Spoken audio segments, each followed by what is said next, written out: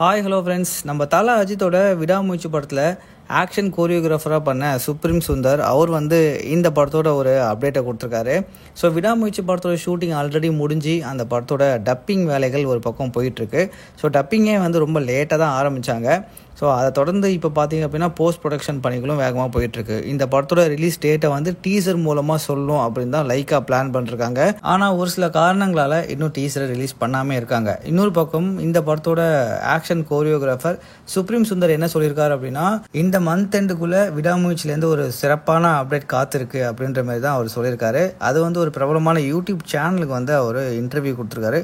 So அதில் தான் அந்த அப்டேட் அவர் சொல்லியிருக்காரு. ஸோ கண்டிப்பாக இந்த மந்த் எண்டுக்குள்ளே விடாமுயற்சி படத்துலேருந்து ஒரு சூப்பரான அப்டேட் நமக்கு வரப்போகுது. மோஸ்ட்லி டீசராக தான் இருக்கும். இன்னொரு தகவலையும் அவர் கொடுத்துருக்காரு. அது என்ன அப்படின்னா, விடாமுயற்சி மேக்கிங் வீடியோ அப்படின்னு சொல்லிட்டு சில வீடியோஸ்லாம் ரிலீஸ் பண்ணியிருந்தாங்க. அதில் ஒரு வீடியோவில் தான் நம்ம தலையும் ஆரவும் காரில் போகும்போது ஒரு சின்ன ஆக்சிடென்ட் நடக்கும்.